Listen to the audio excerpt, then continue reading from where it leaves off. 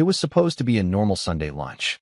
Just the usual suspects, me, my parents, and my older brother, Graham. We were all crammed into my parents' too-small dining room, with Mom serving her overcooked roast and pretending we were a perfect family, even though we hadn't been one in years. The table was set like it always was when guests were expected: cloth napkins, wine glasses no one used, and the fake smile my mother reserved for social occasions. Except today, the guest of honor wasn't some distant aunt. It was Graham and his problems. I'm Elliot, 34, software consultant, single dad to a 10-year-old boy named Henry, and apparently the financial lifeboat of the family. I live in the suburbs about 45 minutes from my parents, own my home outright, paid it off 2 years ago, and I've been working remotely ever since the pandemic hit. My job pays well, and I've always been responsible with money. Not flashy, not wasteful, just smart. I thought that would earn respect, or at least space. Graham, on the other hand, he's 38, hasn't held down a steady job in over a decade, and still thinks of himself as too good for entry-level work. He studied music production in college, then tried to become a DJ, then moved on to some half-baked startup idea involving NFTs, then a crypto newsletter that he claimed had a few thousand followers. And now he was unemployed. Again, I knew something was coming the second I walked into the house. Mom had that tight-lipped smile she gets when she's rehearsed something in her head 10 times and thinks it's going to sound natural. Dad was unusually quiet, and Graham was already at the table. That was the first red flag. Graham is never early. We went through the small talk. Work, the weather, how Henry was doing in school. I answered politely, letting the conversation drift past me like it always does. Mom served the roast. Graham made some offhand joke about the gravy being edible this time, and I chuckled just to keep things smooth. But then, right as I was cutting into the meat, Mom put down her fork and dabbed at her lips with her napkin like she was about to deliver a speech. "So," she said, in that tone that meant brace yourself, "Graham's had a bit of bad luck at work." I didn't even look up. Again, she ignored me. His company downsized, and it was completely unexpected. They let go of a lot of very talented people. I raised an eyebrow. Was this the marketing gig at the app company, or the crypto thing? "Elliot," she snapped, "this isn't the time for sarcasm." "It's not sarcasm. I literally don't remember which job he had this week." Dad cut in, voice low but stern. "Your brother is going through a tough time. We're a family. We support each other. I've been supporting this family since I was 20, I muttered. Mom forged ahead, clearly on script. "Graham's rent is due next week, and with the economy being what it is, we thought it would make the most sense if you helped cover his bills for a while, just until he's back on his feet." I slowly put my fork down. "I'm sorry." "What?" She smiled. "You've got the house, the job, the savings, and you're always saying how Henry doesn't need much. You live comfortably. And because of that," I said slowly, "you think I should just what?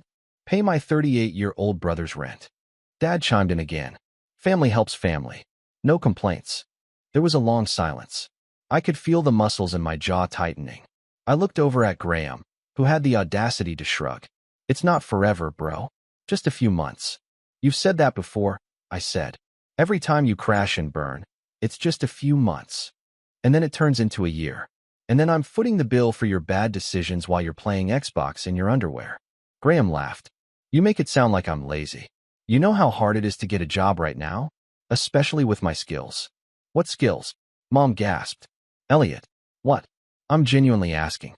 What marketable skills does Graham have that would justify me taking money away from my son's college fund so he can pretend to look for work? That's when Dad slammed his hand on the table. "Enough. You will help your brother. We've done so much for you." "Really?"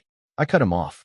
"You mean like when you told me I had to take out loans for college because there wasn't enough saved? Or when you said I couldn't move back home after my divorce because you were too old to deal with a kid in the house? You mean that kind of support?" Mom stood up. "That's in the past." "Yeah, it is. And I got through it. Without help." Graham leaned back in his chair, smirking. "Man, you've always had a martyr complex. Maybe if you weren't such a tightwad." That's when I stood up. Calmly, deliberately. I walked to the kitchen, poured myself a cup of coffee, and came back to the table. I took a slow sip, let the heat sting my tongue a little, then looked directly at my parents. "Well, if we're playing the family helps family game, I guess it's your turn to help him." Mom blinked. "What does that mean?" I'm selling my house. Dad frowned. What? What? Because I'm done being the safety net. If Graham needs a place to live, let him move in here. With you too. You can feed him, pay his bills, and listen to his excuses. You seem to think he's so talented. Let him perform at family dinners. That's ridiculous, Mom said sharply. You can't just. I can. And I will. The paperwork's already in progress. It wasn't. Not yet, but they didn't know that. The room went dead quiet. Graham's smirk disappeared. Dad looked like he was about to say something, but didn't. Mom sat down slowly, her hands trembling just slightly. You don't mean that, she said. I didn't respond. Not yet. But I meant every single word. And that was only the beginning. They didn't take me seriously at first. Mom called later that evening. Her voice syrupy, sweet, like she thought she could guilt me into walking it back. I know you said some things in the heat of the moment, Elliot, she began. But this family needs you. We've always needed you. She emphasized always, like it was a compliment. Like being the one they relied on without hesitation was some badge of honor I should wear proudly. I wasn't joking, I told her. I'm not bailing Graham out again. But honey, what about Henry? Do you really want him uprooted because of this petty spat? And there it was, the card they always played. Henry, my son, my pride, my tether to reality when everything else felt like it was crumbling. I'd raised him mostly alone since his mother left when he was 5. She moved to California for work, and we hadn't seen her since. I never complained, never missed child support payments, never asked for a handout, even when I was eating ramen 3 nights a week to make rent. And my parents? They visited once a month, brought him a toy, then left like they were doing us some grand favor. So when Mom tried to make it sound like I was harming him by standing up for myself, something inside me snapped. You don't get to talk about Henry, I said coldly. He's the only reason I haven't cut all ties with you. She went quiet for a second. Then the tone changed. You've become bitter, Elliot. Cold. You used to be so respectful, so helpful. We didn't raise you to be this selfish. No, I said. You raised me to clean up your messes, to play parent to your other child, to smile and nod while you praised him for doing the bare minimum, and punished me for succeeding without you. Click. She hung up. I stared at the phone for a long time, heart pounding harder than I expected. Not from anger, from release. But that was only the first shot. What followed was 3 weeks of silent war. My parents stopped calling. Graham sent me a few half-hearted texts asking if I was still mad. I didn't reply, and for the first time in my life, I felt free. I focused on work, took Henry to a museum, helped him with his science project. We started playing chess at night, and he was getting weirdly good at it, like suspiciously fast for a 10-year-old. The house felt peaceful, until one Wednesday morning, around 11 a.m., I got a call from my neighbor, Mrs. Riley. Elliot, honey, are you moving? Not yet. What? Well, there's a truck in your driveway. Couple of men are carrying boxes inside. Thought maybe you were renting it out. My stomach dropped. I didn't have anyone scheduled for anything. No movers, no deliveries, no maintenance. I grabbed my keys, told work I had an emergency, and drove home like a man possessed. When I pulled up, there was indeed a moving truck in my driveway. 2 guys in blue shirts were carrying in boxes. One of them looked up and nodded at me casually. Hey, you Elliot. Yeah. He checked a clipboard. We're just dropping these off for your brother. Said he's staying here temporarily. I blinked. Excuse me. As if summoned, Graham stepped out of my front door, with a smug grin and a can of soda in hand. Hey, bro, chill. It's just a couple things. I stood there stunned. How did you get in? Mom had a spare key. Said you wouldn't mind if I crashed for a bit. I'll be out before the weekend. I walked past him into my house. The living room was already cluttered with boxes. My guest room door was open.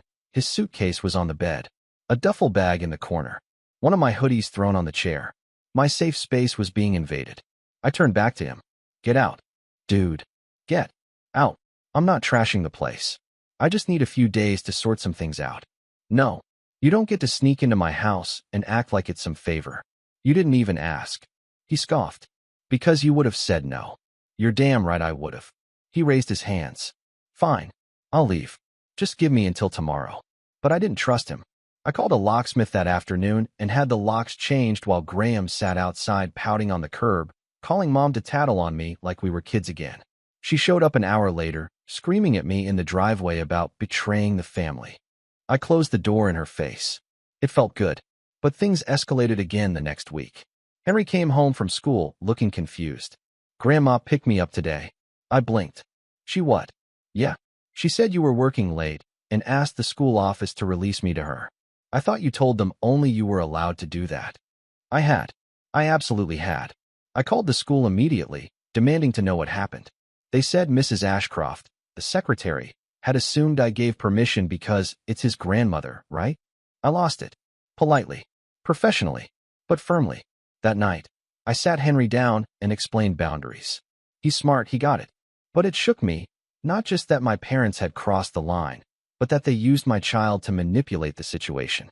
I sent a formal email to the school the next day, making it crystal clear. Only I had permission to pick Henry up. No one else. No exceptions. Then I called my lawyer. I didn't tell anyone in my family about that part. Not yet. I wanted them to think I was still on the defensive. But it wasn't over. 2 days later, I got a notice from my bank. A wire transfer had been attempted from my checking account for $4,200. Flagged. Blocked.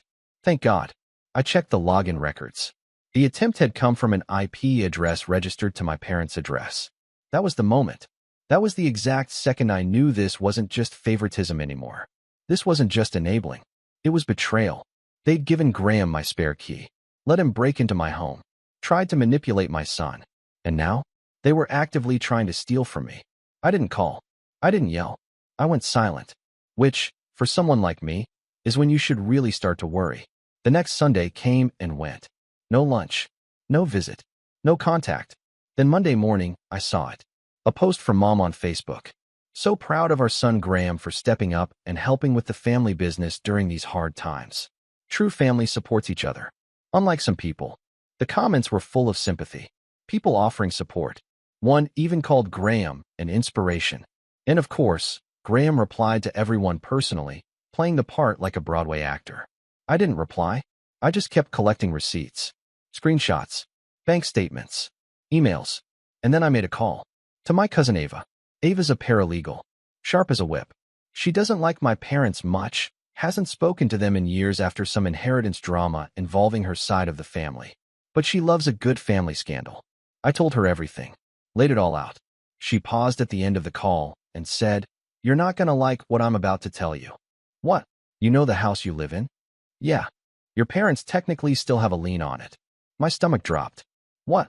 They co-signed the original mortgage back when you bought it, right? Yeah, but I paid it off. Sure. But if they never formally removed their name from the deed, they could still technically interfere with the sale. Or worse. That's when I realized something terrifying. They weren't just invading my life out of desperation. They were playing a longer game. They wanted control. And they weren't going to stop until I had nothing left to fight with. But they made one critical mistake. They underestimated how far I'd go to protect my son, and how quietly I could prepare a storm. The house felt colder after that. Not in a physical way, though I did start keeping the thermostat lower to save on bills, but in that quiet, psychological way you don't notice until you're walking through the hallway and feel something missing. Like the peace had been sucked out of it and replaced by tension that clung to the walls. Maybe it was the paranoia.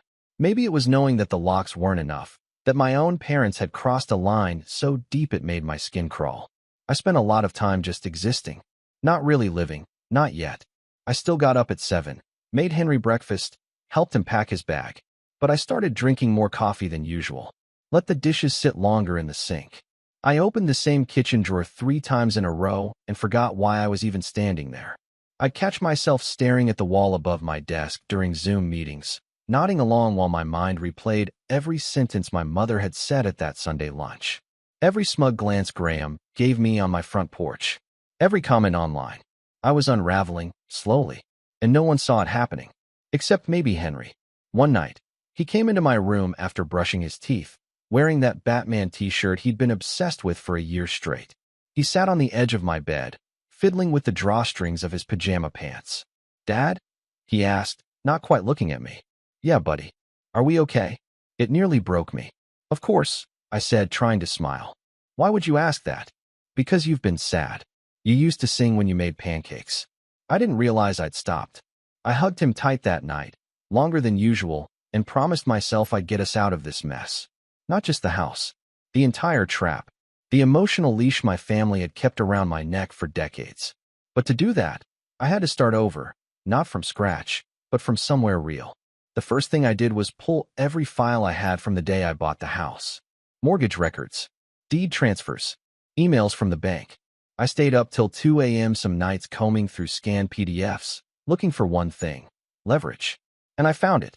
A single email, dated 8 years ago, from my dad's account to our loan officer. In it, he said, and I quote, "We'd like our names removed from the title once Elliot's cleared the 5-year payment threshold." This was always meant to be his house. But they never followed through. Probably forgot. Or maybe they thought they'd always be part of it. That it was still their safety net, not mine. I forwarded the email to Ava the next day. She replied with one word: gold. Next came the financial lockdown. I changed every password I had. I enabled 2-factor authentication with a backup device Graham couldn't touch.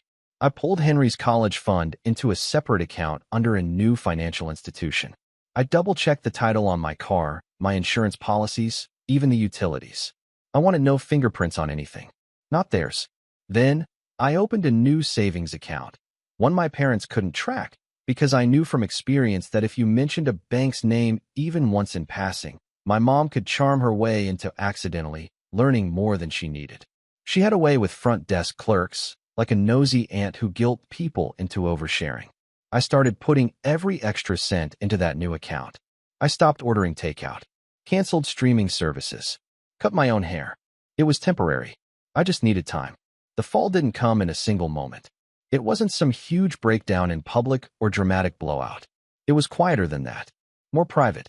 It was waking up one morning and realizing I hadn't texted a single friend in 3 weeks. It was checking the fridge and realizing I'd eaten nothing but toast and eggs for 4 days straight, because grocery shopping felt like too much work. It was lying in bed at 3 a.m., staring at the ceiling, wondering if I was the crazy one. If maybe they were right. If maybe I was selfish, cold, ungrateful. And then thinking of Henry and snapping myself out of it. Because I couldn't afford to spiral. Not for long. The rebuild started with a single question: what do I actually want? Not what I was told to want. Not what would make Mom happy. Not what would keep Graham afloat. Me. The answer came slower than I expected. At first it was just peace, boundaries, a fresh start. But the more I sat with it, the more specific it became. I wanted to sell the house. Not because I was running away, but because I wanted the choice. Because for the first time, I wanted to live somewhere I owned fully, with no strings attached. So I called a realtor. Her name was Celeste. Mid-40s, sharp suit, firm handshake. She walked through the house with a clipboard and a laser pointer, talking about curb appeal and listing photos. I told her everything. Even the lien complication. Even the family drama. She nodded, unfazed. "You'd be surprised how many people sell homes to escape their relatives," she said with a smirk.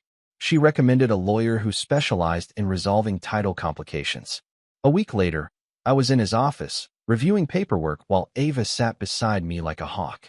We filed a petition to have the house deed corrected and the lien removed, citing the original email and years of financial proof. My parents were served paperwork, and for the first time in years, they called me. Not Mom. Not Dad. Graham. "Bro," he said, "you're being really messed up right now. You're dragging Mom and Dad into legal trouble? Over a house. Over rent." I didn't answer. "You're seriously doing this? After everything they've done for you? You mean like breaking into my house? Trying to take Henry from school behind my back? Or stealing from my account?" "That was Mom's idea," he blurted, then paused. "I mean, no one stole. You just admitted it." He hung up. I leaned back in my chair and laughed. Not a bitter laugh. Not this time. It felt good. The rebuild wasn't just legal or financial. It was mental. I started therapy again. I hadn't been since my divorce, but I found a great therapist named Joel who specialized in family trauma and boundary recovery. Every Thursday at 6 p.m., I sat on a video call and unpacked years of guilt and resentment I hadn't even known I was carrying. He said something that stuck with me. "You were raised to feel responsible for other people's comfort. Now you're learning it's okay to prioritize your own peace." And I was. I reconnected with friends. Started running again, even if it was just around the block with Henry on his bike beside me. I cooked more. Slept better. I even started a side project, an app for managing shared custody schedules. Nothing fancy. Just something to keep my mind working on building again instead of breaking. Henry noticed the change. "You're singing again," he said one morning as I flipped pancakes. "Guess I am. I like it better this way." "Me too, buddy. Me too."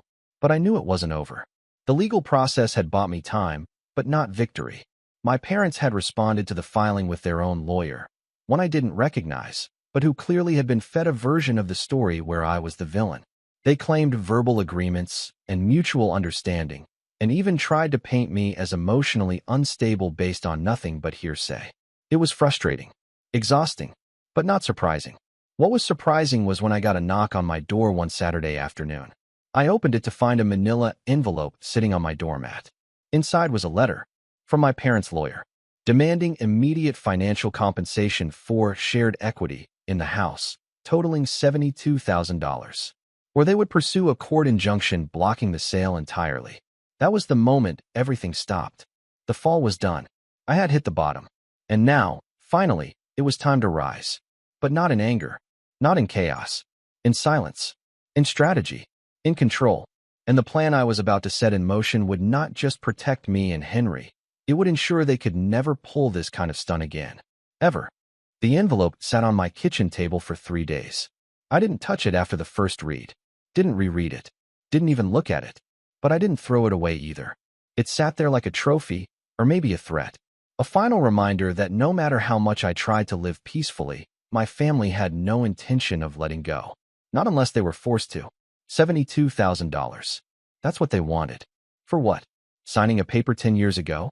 For a name on a loan that I paid off entirely? For a house they had never maintained, never upgraded, never visited without judgment in their eyes.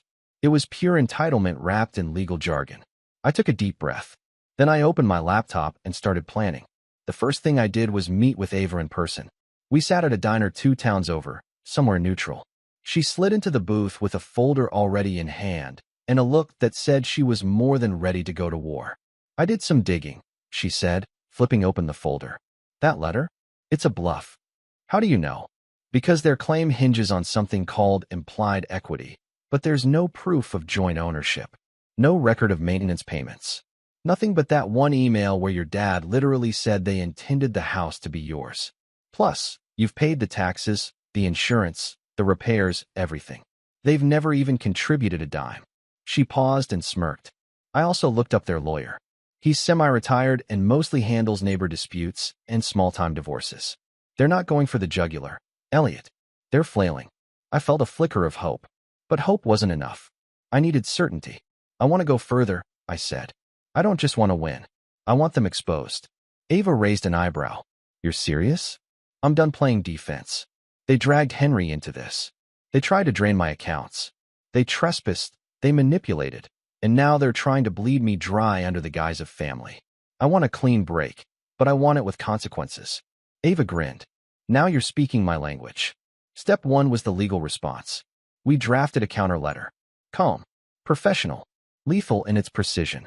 "Dear Mr. Clark, we have reviewed your client's demand regarding Mr. Elliot Carpenter's property and find the claim both factually and legally baseless. Should your clients choose to pursue legal action, we are prepared to file a motion for a declaratory judgment confirming sole ownership, as well as a countersuit for harassment, defamation, and attempted fraud, supported by documented attempts at unauthorized access to Mr. Carpenter's property and finances. We strongly recommend your clients reconsider their position. Sincerely, Ava Delgado, legal consultant." We sent the letter by courier. Certified. Tracked. Signature required. Then we waited. But I wasn't idle. Step 2, reputation. I didn't blast anything online. That would have been too easy and too obvious. Instead, I focused on a few strategic contacts. One was Mrs. Jenkins, my old high school English teacher who now ran the community newsletter. She loved Henry, always asked about him when we crossed paths at the library or grocery store. When I told her my parents had tried to pull Henry out of school without my permission, her mouth dropped open. "They what?" "Yeah," said they were doing me a favor. Her lips pursed so tight they disappeared. "Well, that's going in the column." I raised an eyebrow. "What column?" "Oh, you'll see." 3 days later, an article appeared titled, "When Family Lines Are Crossed, a Story Every Parent Should Hear." She didn't name names, But everyone in our town could connect the dots. Small towns remember things. And they talk. Especially when the subject has spent years pretending to be the moral compass of every church bake sale and town fundraiser. Within a week, my parents stopped showing up to their Wednesday night bridge club. Step 3. Financial insulation.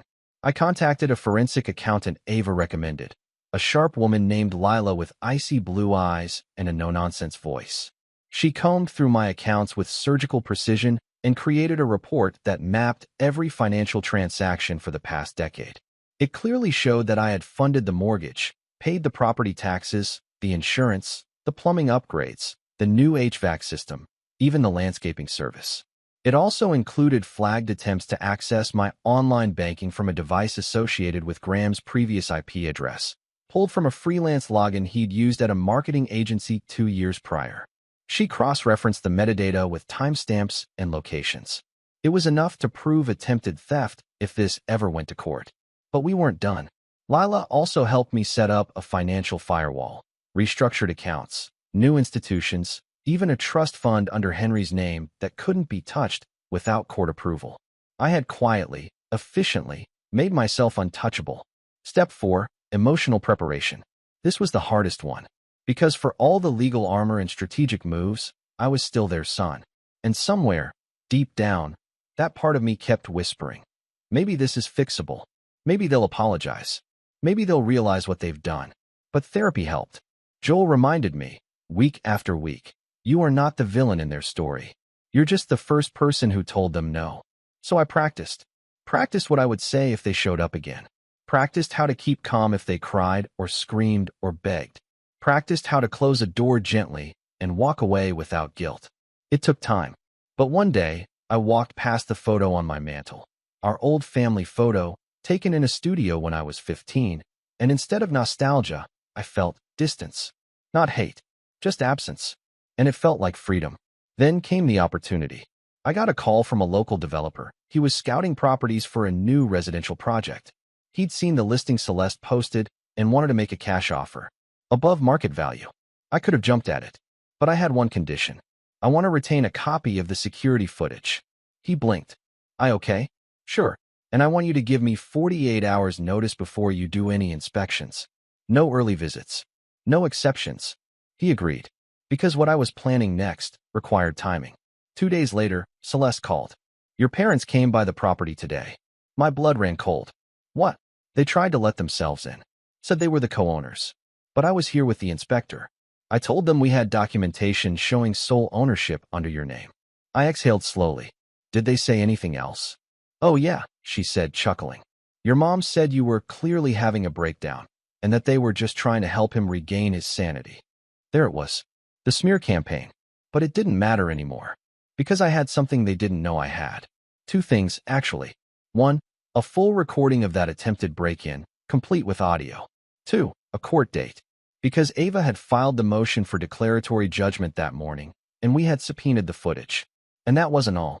We'd also requested an official psychiatric evaluation for the sake of clearing my name, since they'd begun suggesting I was mentally unwell to neighbors, mutual friends, and even hinted at it in a message Graham sent to Henry's school counselor.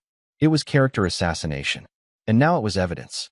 That weekend, I took Henry camping. Just us. No phones. No noise. We roasted marshmallows, skipped rocks, and watched the stars through the roof of our tent. Are you still mad at Grandma and Grandpa? He asked as we lay back on our sleeping bags. I'm not mad, I said after a long pause. But I am making sure they can't hurt us again. He nodded like he understood more than I gave him credit for. Then he turned on his side, pulled his blanket up, and whispered, Good. The revenge wasn't going to be loud. It wasn't going to be dramatic. It was going to be airtight, legal, final. And when it landed, they wouldn't even see it coming. The courtroom was smaller than I expected. No dramatic marble columns. No jury box. Just a judge's bench, a few pew-like rows of seating, and a single table where Ava and I sat, folders neatly stacked between us. It was a bench trial. No jury, just the judge reviewing our petition for declaratory judgment, along with our motion to dismiss my parents' equity claim. They showed up late. Of course they did. Mom wore her pearl earrings and that outdated navy suit she thought made her look dignified. Dad looked like he'd been dragged in against his will, fidgeting with his cufflinks. And Graham wasn't even allowed inside. He'd been subpoenaed as a witness, but after an incident at the courthouse metal detector where he got into it with security, the judge ordered him to remain outside until called. When the judge finally entered and we stood, I felt my heart thudding in my chest, but it wasn't fear. It was closure, knocking softly on the door. Ava began with calm confidence. She submitted the original mortgage records, with me as primary borrower and my parents as co-signers only. She provided tax records for 10 years, every one in my name. Receipts for repairs, contractor invoices, HOA fees, lawn care services, HVAC replacement, electrical rewiring, all signed and paid for by me. Then came the emails. The 2015 message from my dad to the bank officer, stating his and my mom's intent to remove their names from the title. Clear as daylight.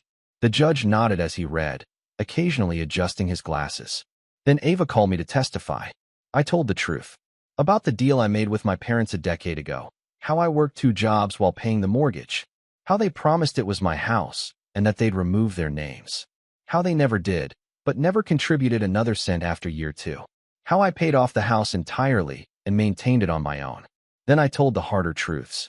About the key they gave my brother without permission. About how he moved in without my consent. About how my parents tried to pick my son up from school using lies.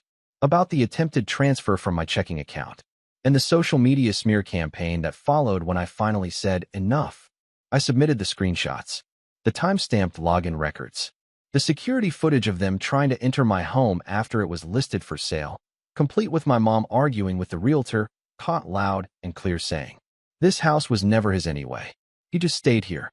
We paid for it." That was the crack in the armor. When the judge asked my parents to speak, they stumbled. My mom, usually composed, tried to spin a narrative about protecting family assets and helping Graham find stability. The judge asked, "Did you live in the home?" "No, but we." "Did you pay property taxes?"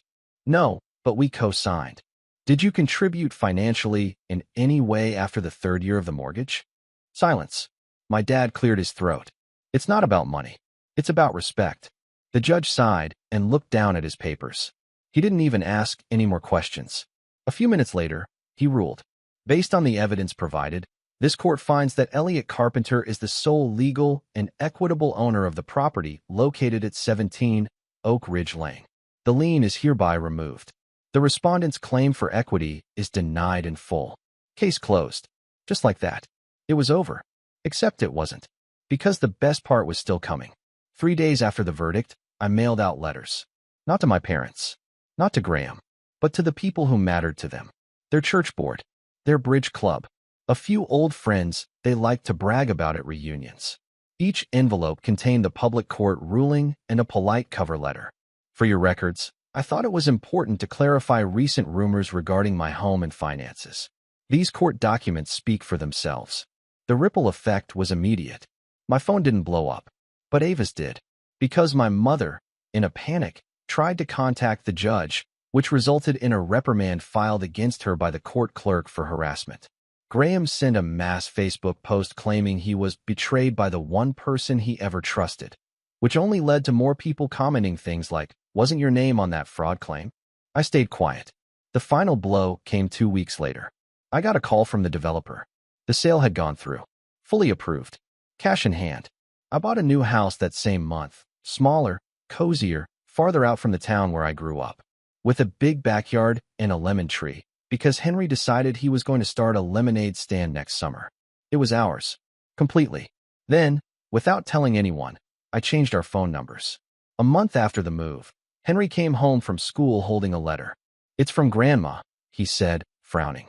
"The office gave it to me. Said someone dropped it off this morning." The envelope was cream-colored and heavy. My name in cursive on the front. No stamp. No return address.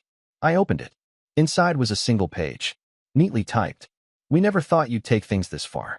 You've humiliated us, embarrassed the family, and chosen money over blood.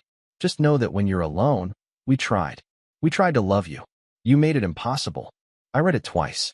Then I folded it neatly and dropped it into the trash. I looked at Henry. "Want to go get pizza? Can I get 2 toppings?" "You can get 4. He grinned. A few nights later, we were sitting on the porch of the new house.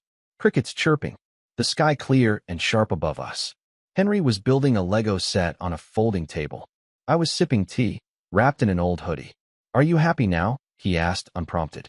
I didn't answer right away. I looked at the yard, the trees, the quiet street. I thought of how far I'd come from the version of myself that always said yes, always played peacekeeper, always folded under guilt. Then I looked at my son, safe, smiling, and free. And I nodded. I think I finally am. When I closed the door on my past, I didn't just walk away from them. I walked toward the life they never believed I could build without them.